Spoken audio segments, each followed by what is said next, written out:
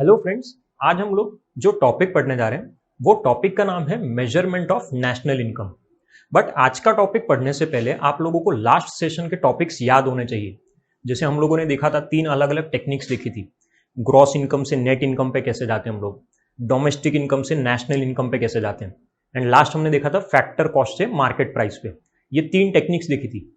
फिर हमने देखा था कि अगर नेशनल इनकम कैलकुलेट करनी है तो कौन से 3 मेथड होते हैं, product method, income method and expenditure method.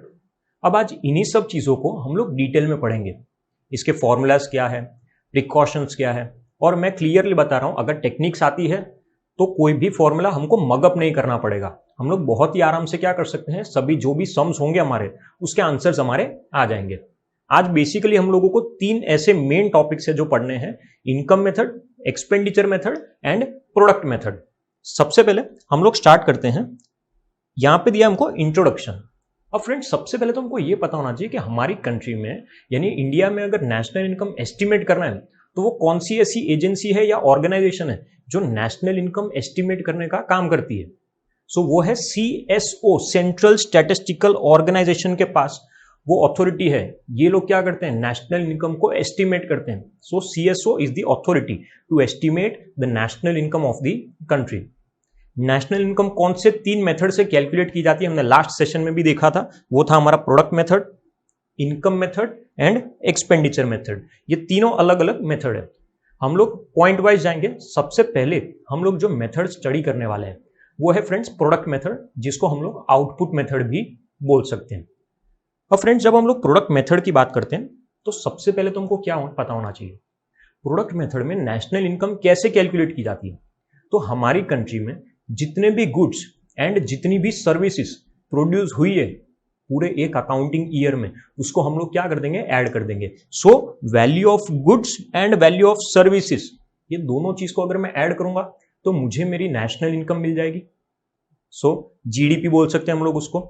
So product method में, और दूसरी चीज, प्रोडक्ट मेथड का दूसरा नाम नेट आउटपुट मेथड भी बोल सकते हैं या फिर इंडस्ट्रियल ओरिजिन मेथड भी बोल सकते हैं। दोनों चीज बोल सकते हैं फ्रेंड्स। अब प्रोडक्ट मेथड में जब भी हम लोग टोटल करेंगे सो हमारा आंसर आएगा GDP-MP, gross domestic product at market price. But friends याद रखना, जब भी क्वेश्चन में हमको बोला है कैलकुलेट नेशनल इनकम, तो नेशनल इनकम का मतलब क्या होता है, नेशनल इनकम का मतलब होता है NNPFC, net national product at factor cost. और हमको यहां पे जो आंसर मिला है वो क्या मिल रहा है, GDP-MP। अगर मुझे GDP-MP ढूंढना है तो यहां पे हमारा जो फर्स्ट फॉर्मूला होगा, फर्स्ट फॉर्मूला वो होगा value of final goods minus value of intermediate goods. मतलब सबसे पहले मुझे क्या फाइंड आउट करना है, value of output find out करना है। और value of output find out करने के लिए हम लोग क्या करेंगे, तो फाइनल गुड्स में से इंटरमीडिएट गुड्स को माइनस कर देंगे। फ्रेंड्स पहले हमको यह पता होना चाहिए कि फ्रेंड्स फाइनल गुड्स क्या होता है, इंटरमीडिएट गुड्स क्या होता है। मैं एक एग्जांपल के साथ एक्सप्लेन करता हूं। इंटरमीडिएट गुड्स ऐसे गुड्स है जिसने अभी तक प्रोडक्शन की जो बाउंड्री लाइन है वो क्रॉस नहीं की है, और फाइनल गुड्स यानी ऐसे गुड्स है जिसने प्रोडक्शन की बाउंड्री लाइन क्रॉस कर ली है। जैसे एक एग्जांपल की बात करते हैं, अगर हम लोग, अगर मैं फ्लोर फैक्ट्री की बात करता हूं, बेसिकली आटा, अभी एज सच उसको इंटरमीडिएट गुड्स बोल सकते हैं। अगर वो किसी बेकरी में है तो, अगर बेकरी में फ्लोर है तो उसको मैं क्या बोलूंगा, इंटरमीडिएट गुड्स। अगर उसी से मैंने बिस्किट बना दिया तो बिस्किट क्या है, final goods, they are ready to be sold in the market. So final goods and intermediate goods. Final goods में प्रोडक्शन की बाउंड्री लाइन क्रॉस हो चुकी है, जबकि इंटरमीडिएट गुड्स में प्रोडक्शन की बाउंड्री लाइन क्रॉस नहीं हुई है अभी। तो यहां पे अगर मुझे value of output find out करना है तो उसके लिए मैं क्या करूंगा, वैल्यू ऑफ फाइनल गुड्स में से वैल्यू ऑफ इंटरमीडिएट गुड्स को सबसे पहले माइनस करूंगा। इन केस फ्रेंड्स हमको क्वेश्चन में अगर ये डेटा नहीं दिया है तो ऑल्टरनेटिव डेटा भी दिया होगा हमको, वो है sales and change in stock. So हम लोग हमारा ऑल्टरनेटिव फॉर्मूला यूज कर सकते हैं, sales plus change in stock. During the year जो भी हमने सेल किया है वो, and during the year stock में जो भी चेंजेस आए उन चीजों को भी हम लोग क्या करेंगे, यहां पे इंक्लूड करेंगे। और फ्रेंड्स चेंज इन स्टॉक, इसका फॉर्मूला, चेंज इन स्टॉक का फॉर्मूला बहुत सिंपल है, हम लोग बहुत पहले से पढ़ते आ रहे हैं। Closing stock minus opening stock, साल के एंड में जो भी स्टॉक था वो माइनस साल के स्टार्टिंग में जो भी स्टॉक था वो, उससे हमको क्या मिल जाएगा, तो चेंज इन स्टॉक मिल जाएगा फ्रेंड्स। सो ये हमने फर्स्ट जो देखा है वो है value of final goods minus value of intermediate goods. या फिर सेकेंड फॉर्मूला हम लोग कंसिडर कर सकते हैं sales plus change in stock. अब फ्रेंड्स थर्ड फॉर्मूला भी हमको यहां पे देके रखा है वैल्यू ऑफ आउटपुट के लिए। अब ये बहुत ही रेयरली हमको क्वेश्चन में ऐसा कुछ आएगा, ऐसा कोई डेटा आएगा। नॉर्मली हमको जो भी सम्स होते हैं उसके अंदर जो भी डेटा होता है वो sales, change in stock, value of final goods, intermediate goods, वो सारी चीजें दी होती है। लेकिन फिर भी ये फॉर्मूला हमको याद होना चाहिए कि अगर मुझे वैल्यू ऑफ आउटपुट फाइंड करना है तो लास्ट हमारा क्या फॉर्मूला हो सकता है। सो हम लोग फैक्टर पेमेंट कंसीडर करेंगे, जो भी हम लोग फैक्टर को पे करते हैं, लैंड, लेबर, कैपिटल, एंटरप्रेन्योर, वो चीज। दूसरा कॉस्ट ऑफ रॉ मटेरियल, अगर मैंने कोई रॉ मटेरियल खरीदा है तो उसके पीछे जो खर्चा हुआ है वो भी ऐड करूंगा मैं। Next net indirect tax. अब फ्रेंड्स नेट इनडायरेक्ट टैक्स क्या होता है? नॉर्मली एक होता है टैक्स और एक होता है सब्सिडी। यहां पे मैं कौन से टैक्सेस की बात कर रहा हूं? तो इनडायरेक्ट टैक्सेस, जैसे जीएसटी की कल मैंने बात की थी। जीएसटी क्या है बेसिकली? तो वो इनडायरेक्ट टैक्स है। अगर गवर्नमेंट मुझे सब्सिडी भी दे रही है तो मैं टैक्स में से सब्सिडी माइनस करने के बाद मेरा जो भी आंसर आता है वो क्या होता है? नेट इनडायरेक्ट टैक्स होता है फ्रेंड्स। तो वो भी हम लोग यहां पे ऐड करेंगे। Last is consumption of fixed capital. क्या होता है कंजम्पशन ऑफ फिक्स्ड कैपिटल? सुन के बहुत टफ लग रहा है, लेकिन कुछ नहीं है। कंजम्पशन ऑफ फिक्स्ड कैपिटल मतलब डेप्रिसिएशन। गुजराती में अगर मैं बोलूं तो घसारो, यानी हम लोग कोई भी capital assets, capital goods use करते हैं तो उसके ऊपर डेप्रिसिएशन चार्ज किया जाता है। सो हम ये सभी एलिमेंट्स को ऐड करेंगे तो भी हमको हमारा वैल्यू ऑफ आउटपुट मिल जाएगा। सो ये तीन अलग अलग फॉर्मूला के थ्रू मैं value of output find out कर सकता हूं फ्रेंड्स। जब हम लोग value of output find out करेंगे तो हमको आंसर क्या मिलेगा? मैंने पहले भी बताया था, GDP MP, gross domestic product at market price friends. But हमको ढूंढना क्या है? National income. और नेशनल इनकम का मतलब मैंने पहले भी बताया, NNPFC, net national product at factor cost चाहिए मुझे। तो अब उसके लिए ना हमको हमारी कल वाली टेक्निक्स यूज करनी पड़ेगी। मुझे जीडीपी एमपी से एनएनपीएफसी पे जाना है, कन्वर्ट करना है। कैसे कन्वर्ट करूंगा मैं फ्रेंड्स? सो हमको यहां पे स्टेप वाइज हम लोग देख सकते हैं। सबसे पहले याद रखना है कि हमको जीडीपी एमपी से कहां जाना है? एनएनपीएफसी पे जाना है। कैसे जाऊंगा? सबसे पहले हम लोगों ने देखा था, हम लोग ग्रॉस इनकम को नेट इनकम में कन्वर्ट करते थे। अगर मैं ग्रॉस को नेट में कन्वर्ट करना चाहता हूं तो सबसे पहले क्या करूंगा? डेप्रीसिएशन को माइनस करूंगा। तो मेरा आंसर आ जाएगा एनडीपीएमपी। मैंने ग्रॉस को नेट में कन्वर्ट कर दिया है, net domestic product at market price. अब मुझे एनडीपी में भी ये डी जो है उसको भी एन में कन्वर्ट करना है, उसको भी एन में कन्वर्ट करूंगा। कैसे करूंगा? डोमेस्टिक से नेशनल पे जाना है, तो डोमेस्टिक इनकम से नेशनल इनकम पे जाने के लिए क्या करते हैं? कल हमने देखा था NFIA, that is net factor income from abroad, को हम लोग क्या करते हैं? प्लस करते हैं, ऐड करते हैं। सो एनएफआईए को ऐड किया तो हमारा आंसर आ जाएगा एनएनपीएमपी। अब फ्रेंड्स एनएनपीएफसी पे जाना है, एनएनपीएमपी आ चुका है। फाइनली क्या बाकी रहा? थर्ड जो हमारी टेक्निक थी, मतलब यहां पे मुझे मार्केट प्राइस से फैक्टर कॉस्ट पे जाना है। मार्केट प्राइस से फैक्टर कॉस्ट पे जाने के लिए हम लोग टैक्सेस को माइनस करेंगे एंड सब्सिडीज को प्लस करेंगे। फाइनली हमारा जो आंसर है, जो नेशनल इनकम है, वो हमको मिल जाएगी, जिसको हम लोग बोलते हैं NNPFC, net national product at factor cost friends. So कल हमने जो लास्ट लेक्चर में जो हमने तीन टेक्निक्स पढ़ी थी वो यहां पे काम आती है हमको फ्रेंड्स। हम लोग पहले प्रोडक्ट मेथड का फॉर्मूला अप्लाई करेंगे और बाद में उसका जो भी आंसर आता है उस आंसर के अंदर हमारी तीन टेक्निक्स यूज करेंगे ताकि हम लोग जीडीपी एमपी से एनएनपीएफसी पे आ जाए फ्रेंड्स। सो ये आ गया हमारा नेशनल इनकम। Finally step 4। अब फ्रेंड्स प्रोडक्ट मेथड में हम लोगों को कुछ चीजों का ध्यान रखना पड़ता है। नॉर्मली मैं जब भी नेशनल इनकम कैलकुलेट करता हूं तो डबल काउंटिंग की प्रॉब्लम आ जाती है। मतलब एक ही चीज को मैंने 2 बार कंसिडर कर लिया। सो अगर हमको डबल काउंटिंग की प्रॉब्लम अवॉइड करनी है, डबल काउंटिंग की प्रॉब्लम को अवॉइड करना है, तो मेरे पास 2 तरीके हैं। पहला तरीका कि मैं सिर्फ और सिर्फ फाइनल गुड्स को कंसीडर करूं, मतलब जो गुड्स बन चुके हैं फाइनली। मैंने बिस्किट का एग्जांपल लिया अभी थोड़ी देर पहले, तो सीधा बिस्किट की वैल्यू को ही कंसीडर करता हूं, 100 रुपीज, बात खत्म, कोई प्रॉब्लम नहीं है कि डबल काउंटिंग की। दूसरा तरीका हम लोग क्या कर सकते हैं, तो सिर्फ और सिर्फ वैल्यू एडिशन देख सकते हैं कि प्रोडक्ट के अंदर कितना वैल्यू एडिशन हो रहा है। जितना वैल्यू एडिशन होते जाएगा हर स्टेज पे उसको कंसीडर करते जाएंगे, ऐड करते जाएंगे, तो भी हमको हमारी नेशनल इनकम मिल जाएगी फ्रेंड्स। बेस्ट चीज क्या है, तो वैल्यू एडिशन को कंसीडर करना। फाइनल गुड्स की जगह हम लोग वैल्यू एडिशन को कंसीडर करेंगे तो ज्यादा बेटर रहेगा नेशनल इनकम में कैलकुलेशन में। डबल काउंटिंग की जो प्रॉब्लम है वो नहीं आएगी, हम ऐसी कोई प्रॉब्लम फेस नहीं करेंगे फ्रेंड्स। अब फ्रेंड्स नेक्स्ट जो हमको दिया है वो दिया है प्रिकॉशंस। कौन सी ऐसी चीजें जिसके बारे में ध्यान रखना है हमको, क्योंकि जब भी मैं नेशनल इनकम कैलकुलेट करता हूं तो बहुत सारी प्रॉब्लम्स आ सकती है।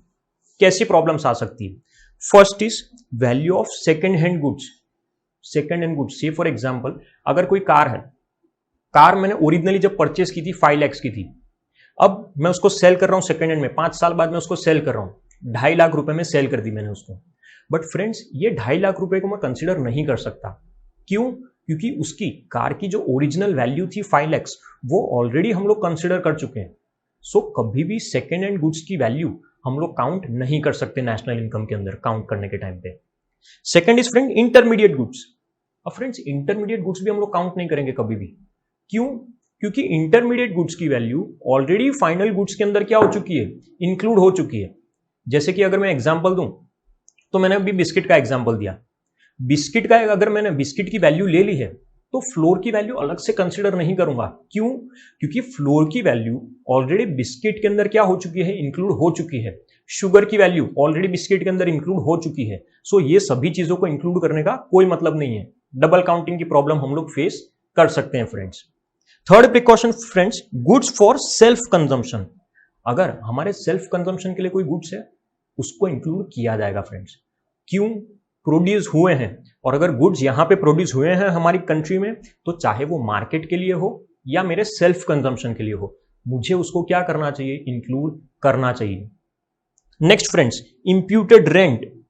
अगर कोई तरह का इंप्यूटेड रेंट है ओनर का तो वो भी हम लोग कंपल्सरीली क्या करेंगे, नेशनल इनकम में इंक्लूड करेंगे फ्रेंड्स। ये 4 अलग अलग प्रिकॉशंस हैं। Next precaution, own account production should be included.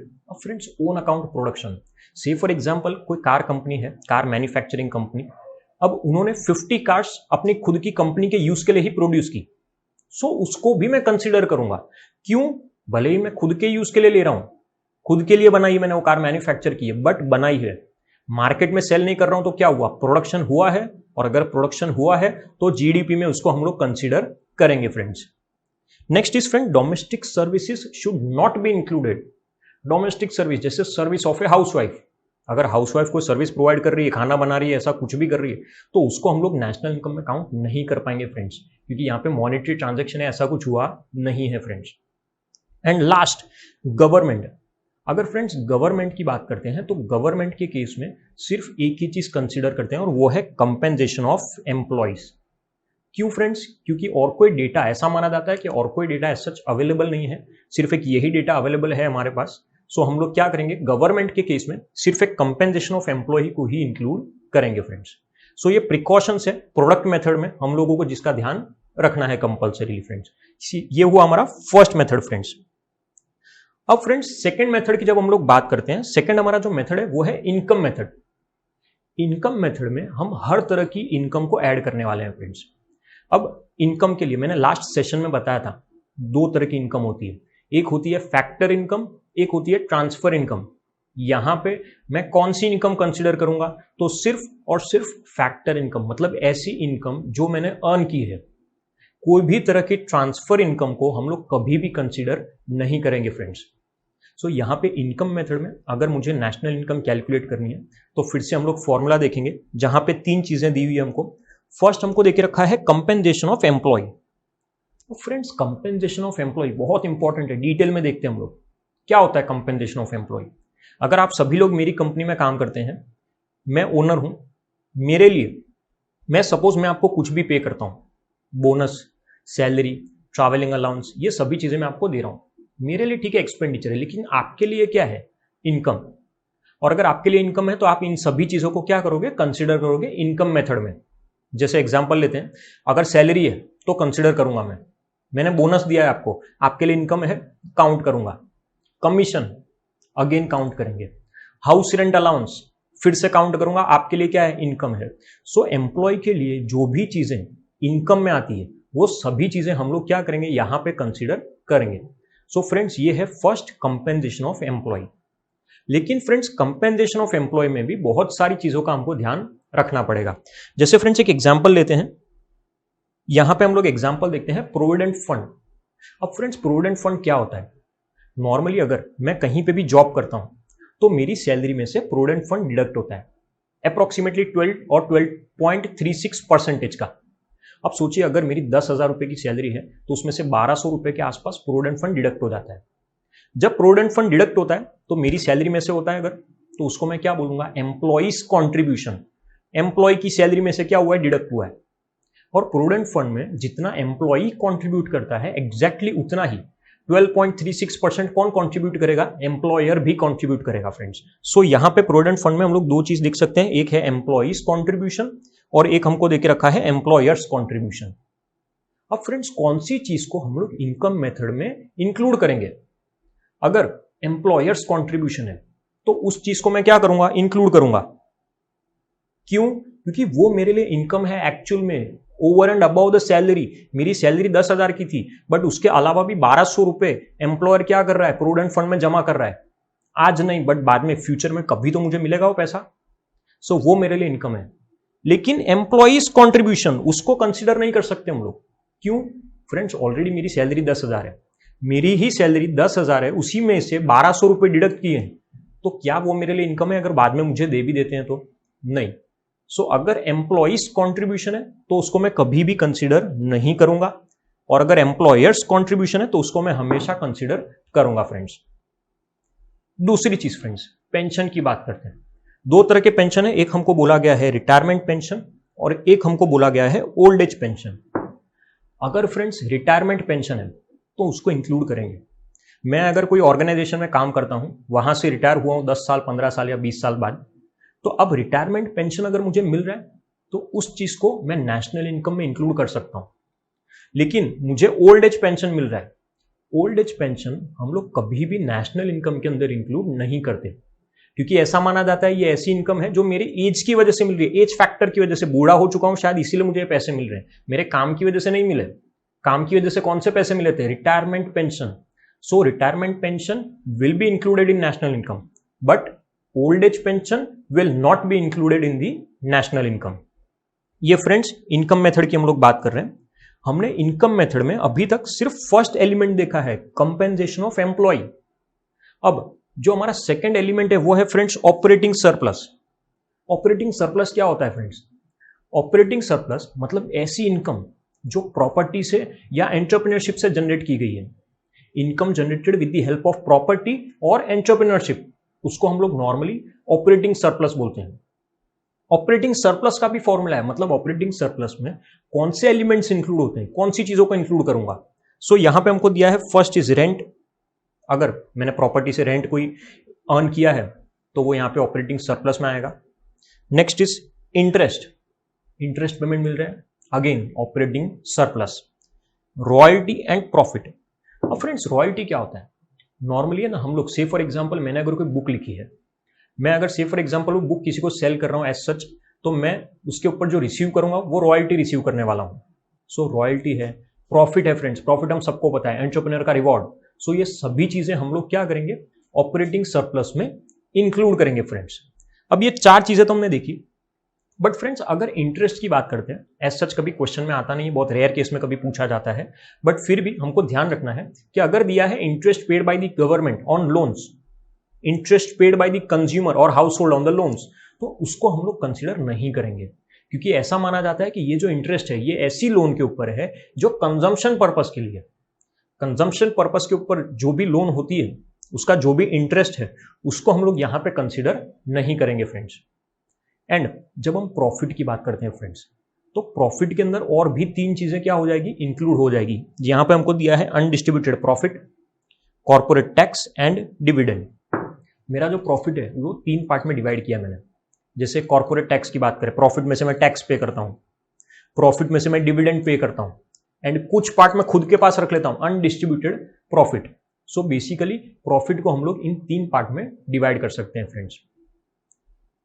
And last is friends mixed income. अब मिक्स्ड इनकम क्या है फ्रेंड्स? मिक्स्ड इनकम मतलब ऐसी इनकम जहां पे डिफरेंशिएट करना बहुत डिफिकल्ट है कि ये एंटरप्रेन्योरशिप की इनकम है या लेबर की इनकम है। मतलब यहां पे मैं डिफरेंशिएट ही नहीं कर पा रहा कि कौन सी इनकम किसकी है, ये एंटरप्रेन्योरशिप से जनरेट हो रही है या लेबर से जनरेट हो रही है।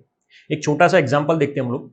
से फॉर एग्जांपल आप लोग कोई क्लिनिक में जाते हो, क्लिनिक में गए, डॉक्टर को बताया आपने, डॉक्टर ने आपका ट्रीटमेंट किया, उसी ने वहीं पे प्रिस्क्रिप्शन लिखा, उसी ने आपको मेडिसिन भी दे दी।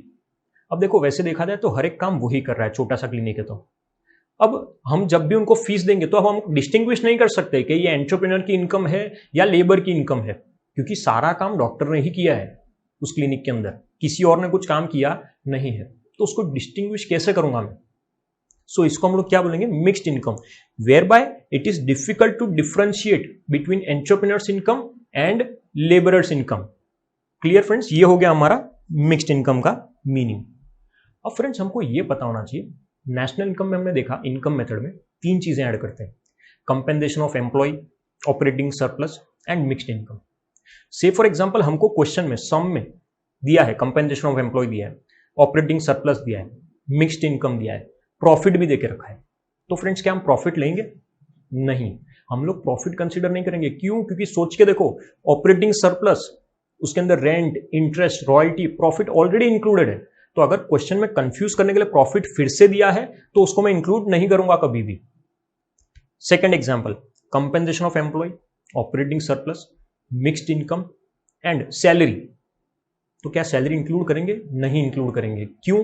क्योंकि salary already compensation of employ में क्या हो चुकी है? इंक्लूड हो चुकी है। लास्ट एग्जांपल फ्रेंड्स, अगर से फॉर एग्जांपल हमको कोई सम में ऐसा दिया है, compensation of employ, rent, interest, royalty, profit and mixed income, and last में साथ साथ में हम लोगों को कॉर्पोरेट टैक्स भी बोला है, तो क्या कॉर्पोरेट टैक्स इंक्लूड करेंगे? नहीं। क्यों? क्योंकि अगेन फिर से ध्यान देना, प्रॉफिट ऑलरेडी हम लोग इंक्लूड कर चुके हैं, और अगर प्रॉफिट आ चुका है तो कॉर्पोरेट टैक्स में इंक्लूड नहीं करूंगा। क्यों? क्योंकि कॉर्पोरेट टैक्स किस में इंक्लूडेड होता है? प्रॉफिट में इंक्लूडेड होता है फ्रेंड्स। सो हमको ये चीजों का ध्यान रखना है सम के अंदर। जब ये तीनों चीज को ऐड करता हूं मैं, compensation of employ, operating surplus and mixed income, ये तीनों को ऐड करेंगे तो हमारा जो आंसर आएगा फ्रेंड्स वो आएगा NDPFC, net domestic product at factor cost. मेरा आंसर ये होगा। लेकिन अगेन फ्रेंड्स हमको क्वेश्चन में क्या बोला है? क्या चाहिए हमको? National income. नेशनल इनकम का मतलब होता है NNPFC, net national product at factor cost. अब ये तो देखो बहुत सिंपल है फ्रेंड्स, यहां पे NDP NNP, मुझे सिर्फ डी को एन में कन्वर्ट करना है, मतलब डोमेस्टिक इनकम से नेशनल इनकम पे जाना है फ्रेंड्स। और डोमेस्टिक इनकम से नेशनल इनकम पे जाने के लिए हम लोग क्या करेंगे फ्रेंड्स? हमने पहले भी पढ़ा था टेक्निक में, डी से एन पे जाने के लिए हम लोग NFIA को ऐड करेंगे फ्रेंड्स। सो यहाँ पे NFIA को ऐड किया और हमारा आंसर आ गया है नेशनल इनकम, यानी हमारा फाइनली जो आंसर हमको चाहिए था वो हमको मिल चुका है फ्रेंड्स। सो हमारे 2 मेथड इनकम मेथड में अब हमने फॉर्मूलाज देख लिए हैं। अब इनकम मेथड के प्रिकॉशन। फ्रेंड्स प्रिकॉशन बहुत ही कॉमन है, अगर हमको किसी भी एक मेथड के प्रिकॉशंस आते हैं तो बाकी दोनों मेथड के प्रिकॉशंस ऑलमोस्ट सिमिलर है, almost similar, same to same. अब यहां पे प्रिकॉशंस में देख सकते हैं, फर्स्ट इज ट्रांसफर पेमेंट। मैंने पहले भी बोला था कि कोई भी तरह का ट्रांसफर पेमेंट, कोई भी तरह की ट्रांसफर इनकम कभी भी हम लोग इंक्लूड नहीं कर सकते, इसलिए हमको यहाँ पे देख रखा है स्कॉलरशिप, ओल्ड एज पेंशन। क्या हमने कमाया ये? नहीं। अनएम्प्लॉयमेंट अलाउंस क्या अर्न किया? नहीं। तो इसको मैं इनकम मेथड में इंक्लूड नहीं कर सकता friends. Second is friends income from smuggling and black marketing. Friends smuggling, black marketing, इन सब चीजों से अगर कोई इनकम जनरेट हो रही है तो क्या इंक्लूड करेंगे? देखो करेंगे इंक्लूड। क्यों इंक्लूड करेंगे? क्योंकि गुड्स प्रोड्यूस हुए हैं। अगर गुड्स प्रोड्यूस हुए हैं तो इनकम इंक्लूड होनी चाहिए यहां पे, चाहे वो ब्लैक मार्केटिंग से हो या फिर स्मगलिंग से हो। बट अगर थेफ्ट है, डेकॉइटी है, अगर लूटपाट है, चोरी है, इन सब से अगर कोई इनकम जनरेट की है मैंने, तो उसको हम लोग इंक्लूड नहीं कर सकते फ्रेंड्स। कभी भी चोरी की इनकम, डकैती की इनकम इंक्लूड नहीं करूंगा मैं नेशनल इनकम के अंदर। Next friends second hand goods, हम पहले भी देख चुके हैं। सेकंड हैंड गुड्स, कार वाला एग्जांपल, 5 लाख वाली गाड़ी 2.5 लाख रुपए में अगर मैं सेल कर रहा हूं तो क्या मैं उसको इंक्लूड करूंगा? नहीं। क्यों? क्योंकि 5 लाख रुपए पहले ही काउंट हो चुके हैं। अगर पहले ही ओरिजिनल वैल्यू कंसीडर की है तो सेकंड हैंड गुड्स की वैल्यू, उससे जो भी इनकम जनरेट हो रही है उसको मैं इंक्लूड नहीं करूंगा। Next friends production for self consumption, ये भी हम लोगों ने देखा था, production for self consumption should be included. मैंने कार वाला एग्जांपल दिया था, मेरी कार मैन्युफैक्चरिंग कंपनी है, मैंने 50 कार खुद के लिए प्रोड्यूस की है, तो क्या मैं उसको इंक्लूड करूंगा? बिल्कुल इंक्लूड करूंगा। क्यों? क्योंकि अगेन प्रोडक्शन हुआ है, मैन्युफैक्चरिंग हुई है, तो हमारे जीडीपी में वो चीज काउंट होनी चाहिए friends. But domestic services include नहीं होनी चाहिए। डोमेस्टिक सर्विस, कौन सा एग्जांपल देखा था हमने? Service of A housewife. अगर हाउसवाइफ कोई सर्विस प्रोवाइड करती है तो उस चीज को हम लोग कभी भी इंक्लूड नहीं करते फ्रेंड्स। देखो हम लोग है ना, जो भी एग्जाम्पल देख रहे हैं, जो भी प्रिकॉशंस देख रहे हैं, ऑलमोस्ट सेम है। हम लोग पहले से ये चीज क्या कर चुके हैं, पढ़ चुके हैं प्रोडक्ट मेथड के प्रिकॉशंस में। इंप्यूटेड रेंट, देखो फिर से रिपीट हो रहा है, इंप्यूटेड रेंट, अगर कुछ भी इंप्यूटेड रेंट है तो उसको भी क्या करेंगे हम लोग, इंक्लूड करेंगे नेशनल इनकम के अंदर। Next, sale of shares and bonds, ये एक नया ऐड हुआ है। अब देखो अगर मैंने शेयर्स सेल किए, मैंने कोई बॉन्ड सेल किए जो मेरे पास थे, उससे कोई इनकम जनरेट हो रही है, तो उसको मैं इंक्लूड नहीं करूंगा फ्रेंड्स। क्यों? क्योंकि यहां पे सच कुछ प्रोडक्शन तो हो ही नहीं रहा है, यहां पे कोई प्रोडक्शन नहीं है। There is no corresponding production of goods और सर्विसेज। अगर प्रोडक्शन होता तो मैं उसको कंसिडर करता, जब प्रोडक्शन ही नहीं है तो इंक्लूड किस बात का करें हम लोग। Next, windfall gain, income from lottery. Income from lottery, ये तो मैंने कमाया ही नहीं है, एक तरीके से ट्रांसफर इनकम जैसा है। मैंने पहले ही बोल दिया था लास्ट सेशन में, जो चीज कमाऊंगा उस चीज को इंक्लूड करूंगा, जो चीज कमाऊंगा ही नहीं उस चीज को इंक्लूड नहीं कर सकते। सो लॉटरी ये सबसे कोई भी इनकम आती है तो उसको हम लोग इंक्लूड नहीं करेंगे फ्रेंड्स कभी भी। Next friends, indirect taxes. अब इनडायरेक्ट टैक्सेस तो ऑलरेडी इंक्लूडेड होता है नेशनल इनकम में। जब हम लोग जीडीपी एमपी की बात करते हैं, मार्केट प्राइस, और मार्केट प्राइस पे जाने के लिए हम लोग क्या करते हैं, टैक्सेस को ऐड करते हैं, जीएसटी और वो सबको ऐड करेंगे। सो वो तो ऑलरेडी नेशनल इनकम में इंक्लूडेड है। Next is corporate tax. हमने अभी अभी देखा कॉर्पोरेट टैक्स प्रॉफिट के अंदर पहले से इंक्लूडेड है। सो सेपरेटली उसको इंक्लूड करने की जरूरत नहीं है, क्योंकि पहले से हम उसको कंसीडर कर चुके हैं friends. Next, death duties, gift tax, wealth tax, ऐसी कोई भी चीज हम लोग कंसीडर नहीं करेंगे। ऐसा कोई भी टैक्स हम लोग नेशनल इनकम के अंदर कंसीडर नहीं करते फ्रेंड्स। सो ये प्रिकॉशंस थे इनकम मेथड के। पहले के 4-5 प्रिकॉशंस ऑलमोस्ट सेम थे, एग्जाम्पल भी सेम थे। हाँ, लास्ट में 3-4 कुछ नए प्रिकॉशंस ऐड हुए हैं फ्रेंड्स। अब last method friends, expenditure method. खर्चा, पूरी कंट्री में जो भी एक्सपेंडिचर हुआ है वो सभी एक्सपेंडिचर को हम लोग क्या करेंगे फ्रेंड्स, ऐड करेंगे। और कौन से एक्सपेंडिचर ऐड होने चाहिए पूरी कंट्री में। So first is private final consumption expenditure. House hold ने जो भी खर्चा किया है, जो भी कंजम्पशन एक्सपेंडिचर इनकर किया है मैंने, उसको मैं क्या कर रहा हूं, इंक्लूड कर रहा हूं यहां पे। सो कंजम्पशन एक्सपेंडिचर मतलब यहां पे हाउस होल्ड की बात की है, हाउस होल्ड का एक्सपेंडिचर क्या करूंगा मैं, इंक्लूड करूंगा। Second, government final consumption expenditure. In case government ने कोई खर्चा किया है, गवर्नमेंट तो कोई भी चीज के ऊपर खर्चा कर सकती है, कंजम्पशन पर्पस के लिए भी खर्चा कर सकती है और इन्वेस्टमेंट पर्पस के लिए भी खर्चा कर सकती है। सो दोनों चीज पॉसिबल है, it is for consumption also and for investment also, दोनों चीज आ जाएगी। Next, gross domestic fixed capital formation. Basically business में जो भी इन्वेस्ट कर रहा है, इन्वेस्टमेंट एक्सपेंडिचर है, वो भी इंक्लूड करेंगे। हाउस होल्ड देखा हमने, गवर्नमेंट भी देखा हमने, अब बिजनेसमैन की बारी है। बिजनेसमैन ने जो भी इन्वेस्ट किया है उसको भी मैंने क्या किया, यहां पे इंक्लूड कर लिया एक्सपेंडिचर मेथड में। Next friends, next is change in stock. जो भी स्टॉक में चेंज हुआ, हमने स्टार्टिंग में प्रोडक्ट मेथड में भी देखा था। चेंज इन स्टॉक का मतलब क्या था, closing stock minus opening stock. Closing minus opening करेंगे, जो आंसर होगा वो चेंज इन स्टॉक होगा। सो स्टॉक में जो इन्वेस्ट किया है, इन्वेंट्री में जो इन्वेस्ट किया है, वो भी यहां पे इंक्लूड होगा।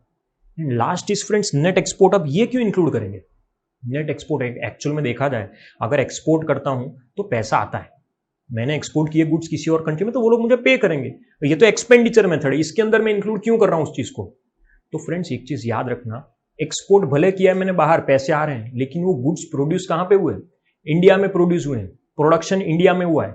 अगर इस तरीके से मैं एक्सपोर्ट को कंसीडर ही नहीं करूंगा तो हमारा जीडीपी कितना नीचे चला जाएगा, हमने कितने सारी हजारों करोड़ों की वैल्यू को कंसीडर ही नहीं किया फिर तो। So net export, no doubt export करते हैं, पैसा आता है, लेकिन गुड्स इंडिया में बने हैं, इसीलिए उस चीज को हम लोग इंक्लूड करते हैं। और इन केस क्वेश्चन में नेट एक्सपोर्ट नहीं दिया तो हम लोग फाइंड आउट करेंगे कैसे, तो एक्सपोर्ट माइनस इंपोर्ट, बहुत सिंपल हो जाएगा friends.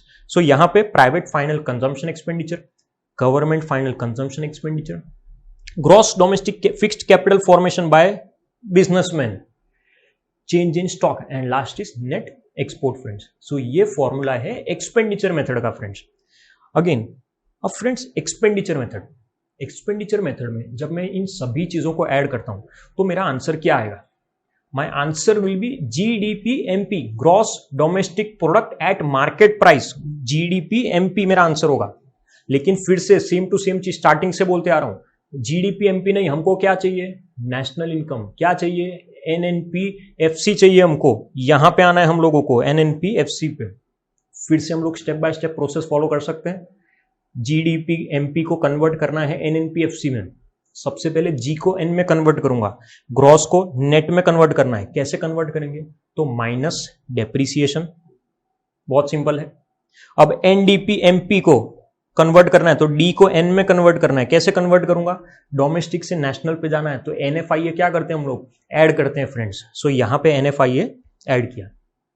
Last friends, NNP MP से एनएनपी एफसी पे जाना है, मार्केट प्राइस से फैक्टर कॉस्ट पे जाना है। एंड मार्केट प्राइस से फैक्टर कॉस्ट के लिए टैक्सेस को माइनस करूंगा एंड सब्सिडीज को प्लस करूंगा। सो मुझे मेरा आंसर मिल जाएगा, वो है एनएनपीएफसी। फ्रेंड्स याद रखना है कि यहां पे भी जीडीपी एमपी से एनएनपीएफसी में जाएंगे। प्रोडक्ट मेथड और एक्सपेंडिचर मेथड दोनों में जब भी आप लोग फॉर्मूला अप्लाई करोगे, आपका आंसर जीडीपी एमपी आएगा। वहां से प्रोसेस फॉलो करेंगे और कहां पे जाएंगे हम लोग? एनएनपीएफसी पे जाएंगे। जबकि इनकम मेथड में हमारा आंसर एनडीपीएफसी आता है और एनडीपीएफसी से हमको जाना कहां पे है? एनएनपीएफसी पे जाना है। बहुत शॉर्ट प्रोसेस रहेगी इनकम मेथड में, जबकि प्रोडक्ट और एक्सपेंडिचर मेथड दोनों में प्रोसेस क्या रहेगी? एकदम सेम, कोई डिफरेंस नहीं। बट फ्रेंड्स एक्सपेंडिचर मेथड में एक चीज का ध्यान रखना है, अगर इन केस हमको क्वेश्चन में यहां पे ग्रॉस डोमेस्टिक कैपिटल फॉर्मेशन दिया है तो हमारा आंसर भी ग्रॉस में आएगा, that is GDP, gross domestic product.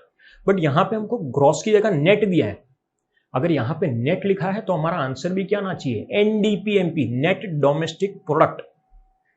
Gross दिया है तो आंसर ग्रॉस में आएगा, नेट दिया है तो आंसर नेट में दिया आएगा। बहुत बार फ्रेंड्स ऐसा भी हो सकता है, ऐसी पॉसिबिलिटी है कि क्वेश्चन में दोनों चीज दिया हो, gross domestic capital formation, net domestic capital formation. अब अगर दोनों ही दिया है, नेट एंड ग्रॉस, तो हमको क्या कंसिडर करना चाहिए? नेट बेस्ट है। ग्रॉस कंसिडर करोगे तो भी आंसर आ जाएगा, बट अगर नेट कंसिडर करते हो तो एक स्टेप कम हो जाता है। मुझे डेप्रीसिएशन माइनस करने की जरूरत ही नहीं है, मैं डायरेक्टली एक स्टेप को कट करके मेरे एनएनपीएफसी पे आ सकता हूं मैं। सो इस चीज का ध्यान रखना है फ्रेंड्स हमको। अब फ्रेंड्स एक्सपेंडिचर मेथड में भी अगेन प्रिकॉशन फ्रेंड्स मैंने पहले भी बोला, कॉमन प्रिकॉशन से ऑलमोस्ट सेम। जैसे कि फर्स्ट की अगर मैं बात करता हूं तो वो है सेकेंड हैंड गुड्स। हम लोग कभी भी सेकेंड हैंड गुड्स को कंसीडर नहीं करते, चाहे वो प्रोडक्ट मेथड हो, इनकम मेथड हो या एक्सपेंडिचर मेथड हो friends. Second, sale of shares and bond, ये भी हमने देखा था। क्यों? क्योंकि यहां पे कोई प्रोडक्शन ही नहीं हुआ है। अगर प्रोडक्शन नहीं हुआ तो उसको मैं यहां पे कंसीडर नहीं करूंगा friends. Third friends, expenditure on transfer payment. Transfer payment फिर से वन साइडेड पेमेंट, गवर्नमेंट कुछ भी खर्चा कर रही है ट्रांसफर पेमेंट में, तो वो भी मैं इंक्लूड नहीं करूंगा। Next is friend intermediate goods. Intermediate goods को इंक्लूड क्यों नहीं करते हम लोग? क्योंकि उसकी वैल्यू ऑलरेडी फाइनल गुड्स में इंक्लूड हो चुकी है।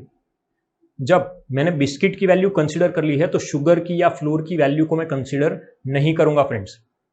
Next, self use of owned produced. Car वाला एग्जांपल वापस से, अगर मैंने मेरी कंपनी के लिए कार मैन्युफैक्चर की है, यूज कर रहा हूं मैं, तो उसको मैं इंक्लूड करूंगा। क्यों? क्योंकि मैन्युफैक्चरिंग हुई है यहां पे। अब फ्रेंड्स कंक्लूजन, सबसे इंपॉर्टेंट चीज, हमने अभी तक जो भी 3 अलग अलग मेथड पढ़े ये उसका कंक्लूजन है फ्रेंड्स। जब हम लोग प्रोडक्ट मेथड की बात करते हैं तो हमारा आंसर क्या आता है? जीडीपीएमपी। एक्सपेंडिचर मेथड में अगेन हमारा आंसर क्या आता है? जीडीपीएमपी। दोनों में सेम है। प्रोसेस क्या फॉलो करेंगे? देखो, डेप्रीसिएशन माइनस किया दोनों में, एनएफआईए प्लस किया हमने दोनों में, टैक्सेस को माइनस कर रहा हूं, सब्सिडीज को प्लस कर रहा हूं। सो बेसिकली प्रोडक्ट मेथड और एक्सपेंडिचर मेथड में हमारा आंसर आएगा जीडीपीएमपी, और वहां से हमको जाना कहां पे है? तो एनएनपीएफसी पे।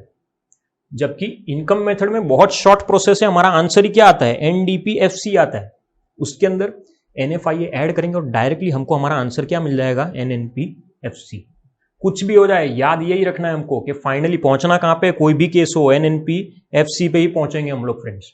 सो ये हमारा कंक्लूजन है। तीनों मेथड कंप्लीट हुए फ्रेंड्स।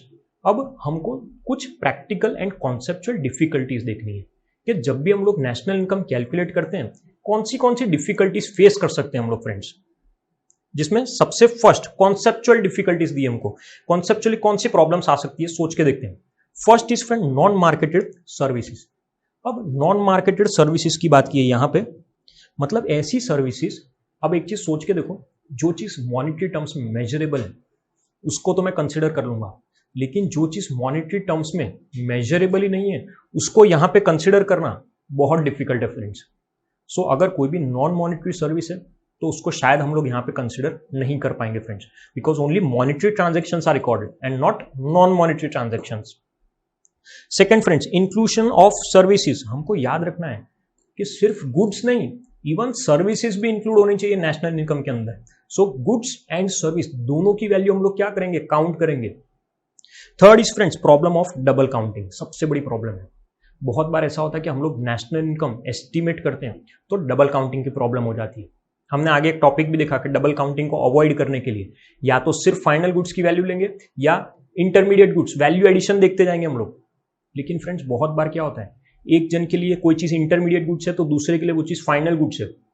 मैं बिस्किट बना रहा था, मेरे लिए शुगर इंटरमीडिएट गुड्स है, मैं बिस्किट बनाने में यूज करूंगा, लेकिन शुगर फैक्ट्री के लिए शुगर क्या है, या फिर शुगर में जो डील कर रहा है मेनली उसका बिजनेस ही शुगर है, तो वो क्या करेगा, उसके लिए शुगर क्या होगा, फाइनल गुड्स।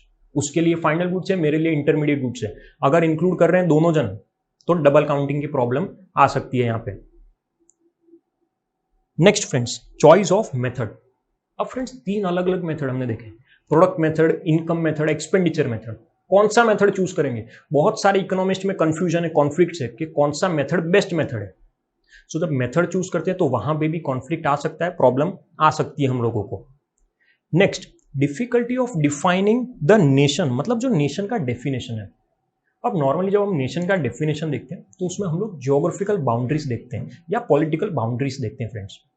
लेकिन यहां पे मैं क्या कर रहा हूं, नेशनल इनकम की जब बात की तो मैंने तो एनएफआईए भी इंक्लूड कर लिया, जो लोग फॉरेन से पैसा कमा रहे हैं यहां पे भेज रहे हैं वो भी इंक्लूड किया था।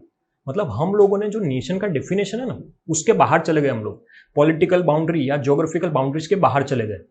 तो नेशन का डेफिनेशन जो था उसमें डिफिकल्टी आ गई, डेफिनेशन था कुछ, हम लोग फॉलो कुछ और कर रहे हैं फ्रेंड्स। सो ये फ्रेंड्स कॉन्सेप्चुअल डिफिकल्टीज है। अब फ्रेंड्स कॉन्सेप्चुअल डिफिकल्टीज के साथ साथ कुछ प्रैक्टिकल डिफिकल्टीज भी आ सकती है। कौन सी प्रैक्टिकल डिफिकल्टीज आ सकती है, सबसे first friends lack of rigidity in occupation. India में ऑक्यूपेशन का प्रॉब्लम है, रिजिडिटी। अब एक चीज सोच के देखो, बहुत सारे ऐसे लोग हैं जो किसी एक ऑक्यूपेशन में इन्वॉल्व ही नहीं है, मल्टीपल ऑक्यूपेशन, एक से ज्यादा। यहां पर हमको दो अलग अलग एग्जांपल दिए हैं। फर्स्ट एग्जांपल हमको दिया है फार्मर का। अब फार्मर क्या कर रहा है, सीजन के टाइम पे तो कल्टीवेशन में इन्वॉल्व है, अदर देन सीजन वो क्या कर रहा है, कहीं पे भी आके मजदूरी का काम कर रहा है, कंस्ट्रक्शन साइट पे ऐसा कुछ एज ए लेबर। तो अब इसके तो दो दो ऑक्यूपेशन हो गए, एक से ज्यादा काम कर रहा है वो। दूसरा एग्जांपल टीचर्स। ऐसा हो सकता है कि शायद कोई पर्टिकुलर टीचर स्कूल में पढ़ा रहा है लेकिन स्कूल के वर्किंग आवर्स के बाद वो घर पे आने के बाद भी कोई पर्टिकुलर प्रोजेक्ट में इन्वॉल्व है। सो ये ऐसे लोग हैं जो एक से ज्यादा ऑक्यूपेशन में इन्वॉल्व है, बट एज सच इनकी इनकम के बारे में कैसे पता चलेगा कि ये लोग मल्टीपल ऑक्यूपेशन में है। सो वो एक प्रॉब्लम हम लोग फेस कर सकते हैं friends. Next, non monetized sector. अब non monetized sector friends, barter system यहां पे हमको दे के रखा हुआ है। अब कुछ जगह पे बार्टर सिस्टम चल रहा है, हो सकता है कि बहुत छोटे छोटे ट्रांजेक्शन है जिसके लिए गांव में बार्टर सिस्टम फॉलो करें। अगर बार्टर सिस्टम फॉलो करेंगे गुड्स के सामने गुड्स, अब ये तो मॉनेटरी ट्रांजेक्शन ही नहीं है, कैसे इंक्लूड करूंगा मैं इस चीज को, ट्रांजेक्शन हुआ है बट इंक्लूड करना इसको डिफिकल्ट है। सो ये एक वापस से प्रॉब्लम आ जाएगी हमारे लिए, प्रैक्टिकल प्रॉब्लम है। Next is friends इनएडिक्वेट information regarding income and output. सबसे बड़ी प्रॉब्लम है फ्रेंड्स कि हमारी कंट्री में इनकम को लेके या आउटपुट के लेके एडिक्वेट डेटा ही अवेलेबल नहीं है। ऐसा हो सकता है कि स्मॉल शॉपकीपर्स और वो लोग अकाउंट ही मेंटेन नहीं करते। अगर वो लोग अकाउंट ही मेंटेन नहीं करेंगे तो गवर्नमेंट को डेटा, सेंट्रल स्टैटिस्टिकल ऑर्गेनाइजेशन को डेटा कहां से मिलेगा। बहुत सारे ऐसे लोग हो सकते हैं शायद जो आईटी रिटर्न फाइल ना करते हो, अपनी इनकम डिस्क्लोज नहीं करते हो, तब क्या करेंगे हम लोग। सो इनकम और आउटपुट का डेटा अवेलेबल ना होने की वजह से भी प्रॉब्लम्स आ सकती है friends. Next is friends non availability of reliable data. जो रिलायबल डेटा है वही हमारे पास अवेलेबल नहीं है। सबसे पहली प्रॉब्लम फ्रेंड्स कि हमारे वहां पे एज सच जितनी एजेंसीज होनी चाहिए या जितनी ऑर्गेनाइजेशन होने चाहिए उतनी ऑर्गेनाइजेशन ही नहीं है डेटा कलेक्ट करने के लिए। तो ये फर्स्ट प्रॉब्लम फेस करते हैं इसमें। दूसरा प्रॉब्लम, जो डेटा कलेक्ट करने के लिए जो लोग हैं वो प्रॉपरली ट्रेंड नहीं है फ्रेंड्स। जो ट्रेनिंग उनको दी जानी चाहिए फ्रेंड्स वो ट्रेनिंग उनको नहीं दी गई है या उनको ठीक से ट्रेन नहीं किया गया है। सो ये फ्रेंड्स प्रैक्टिकल प्रॉब्लम्स है। हमने सारे चैप्टर्स, सारे टॉपिक्स कंप्लीट किए। नेशनल इनकम हमने 2 अलग अलग सेशन में पढ़ा है फ्रेंड्स। सो जितने भी टॉपिक्स है आई होप सभी को क्लियर हो रहे हैं। और अगर आपने ये सेशन पूरा अच्छे से देखा है तो डेफिनेटली हर एक टॉपिक डिटेल में क्लियर हुआ ही होगा। कोई भी सम का आंसर ना आए ऐसा एज सच पॉसिबल नहीं है हमारे लिए। Thank you friends.